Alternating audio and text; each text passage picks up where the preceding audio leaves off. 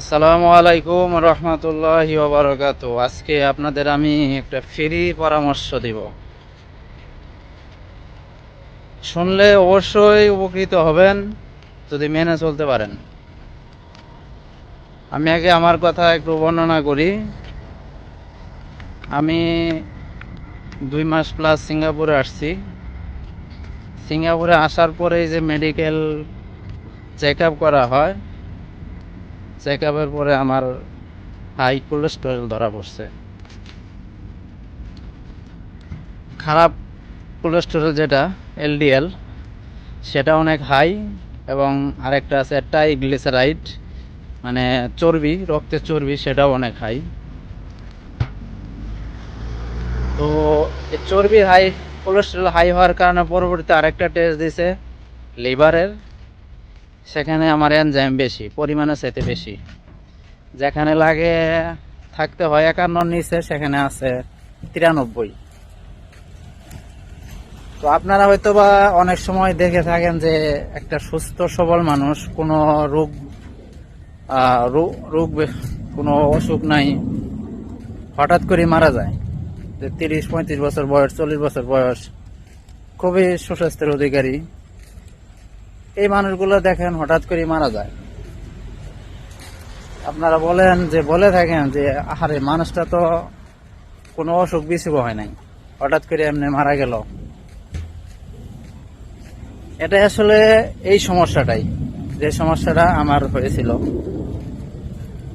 এই cholesterol high হওয়া। এটা আসলে আমরা বুঝতে পারি না যে আমাদের কোলেস্টেরল হাই হয়েছে। যখন এটা অত্যধিক হাই হয়ে যায়, তখনই আমাদের এরকম হার্ট স্ট্রোকের ঝুঁকি বেড়ে যায়। তো আমার এই সমস্যাটা হওয়ার কারণ হলো, আমি 3 মাস প্লাস দেশে ছিলাম। সে 3 মাস শুধু খাইছি আর ঘুমাইছি। আর কোলেস্টেরল হওয়ার জন্য যে খাবারগুলো দায়ী, এগুলোই আমি বেশি খাইতাম। যেমন মাংস যা খাইছি, সেটা ওই চর্বিযুক্ত মাংস। আমি সবসময় সিনার মাংস খাইতাম, গরুর সিনার মাংস। এরপরে খাসি জবা করে খাইছি। এরপরে মিষ্টি জাতীয় দ্রব্য আমি বেশি পছন্দ করি, মিষ্টি খাইছি প্রচুর, মিষ্টি, দই, মিষ্টি, এগুলো বেশি বেশি খাইতাম। আর কোনো জায়গায় যদি যাওয়া লাগতো, সেটা অল্প দূরত্ব হলেও আমি মোটরসাইকেলতে যাইতাম। হাঁটার অভ্যাস খুবই কম ছিল, কোনো কায়িক পরিশ্রম করি নাই, শুধু বসে থেকে খাইতাম। যার কারণে আমার শরীরে এই রোগ বাসা বাঁধছিল। আলহামদুলিল্লাহ, আমি সিঙ্গাপুরে আসার পরে হয়তো এই রোগটা ধরা পড়ছে। যদি আমি বাংলাদেশে আরো দীর্ঘদিন থাকতাম, তাহলে হঠাৎ করে এরকম রোগটা আসলে বাড়তে বাড়তে হঠাৎ করে আমি একদিন নাই হয়ে যেতাম। তখন আপনারা বলতেন যে আরে, সোহেলের ভিতরে তো কোনো অসুখ দেখলাম না, অসুখে কোনোদিন পরেও থাকলো না, ডাক্তার দেখাইলো না, হঠাৎ করে লোকটা মারা গেল। আসলে পরিস্থিতিটা এরকমই। এই জন্য আমাদের উচিত আমাদের লিপিড প্রোফাইল, মানে কোলেস্টেরল চেক করার জন্য, লিপিড প্রোফাইল এগুলো চেক করার জন্য আমাদের একটু সচেতন হতে হবে।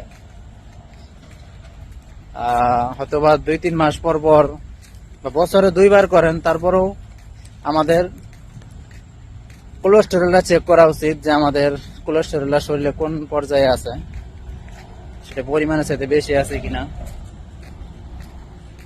বাংলাদেশে হয়তোবা টেস্ট করতে 400-500 টাকা লাগবে। 400-500 টাকায় আপনি আপনার জীবনকে সেভ করতে পারবেন। আর খাওয়া দাওয়ার বিষয়ে একটু সচেতন হতে হবে। চর্বিযুক্ত মাংস কম খাওয়া, মিষ্টি জাতীয় দ্রব্য কম খাওয়া, পারলে চিনি জাতীয় যত খাবার আছে সব এড়িয়ে চলা, এটা সবচেয়ে ভালো। আমি আসলে আগে বুঝতে পারি নাই যে আমার এই ধরনের সমস্যা হবে, তাহলে তো আমিও দেশে আসলে টেস্ট করে আসতাম। তো পরবর্তীতে যদি আমার ভিডিওটা কেউ দেখেন, যারা খুব শর্টলি সিঙ্গাপুরে আসার পরিকল্পনা করছেন, অন্য কোনো দেশে যাবেন, তারা অবশ্যই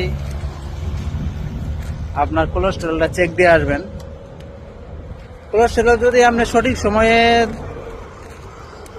নির্ণয় করতে পারেন যে আপনার শরীরে কোলেস্টেরল বেশি, ওষুধ খাওয়ার মাধ্যমে এবং লাইফস্টাইল চেঞ্জ করার মাধ্যমে এটা আসলে সম্পূর্ণ নিরাময়যোগ্য। আপনি যদি ওষুধ নিয়মিত খান এবং লাইফস্টাইল চেঞ্জ করেন, খাওয়া দাওয়ার ভিতরে পরিবর্তন আনেন, নিয়মিত ব্যায়াম করেন, এক্সারসাইজ করেন, তাহলে আপনি সুস্থ থাকতে পারবেন। এই জন্য আমি বলবো যারা দেশে আছেন তারাও নিয়মিত এক্সারসাইজ করবেন, হেলদি খাবার খাবেন, হেলদি লাইফস্টাইল ফলো করবেন, এবং যারা শর্টলি প্রবাসে আসার জন্য চিন্তা ভাবনা করতেছেন তারা আসার আগে অবশ্যই লিপিড প্রোফাইলটা চেক করবেন। যদি কোলেস্টেরল হাই মনে হয়, হাই ধরা পড়ে, তাহলে বাংলাদেশ থেকে ওষুধ খাওয়া শুরু করবেন। বিদেশে আসার পরে কিছুদিন ওষুধ খেলে আপনার সেটা নিয়ন্ত্রণে চলে আসবে, আর সমস্যা হবে না। তো ভিডিওটা যদি ভালো লাগে তাহলে অবশ্যই শেয়ার করেন ইনশাআল্লাহ। আসসালামু আলাইকুম ওয়া রাহমাতুল্লাহ।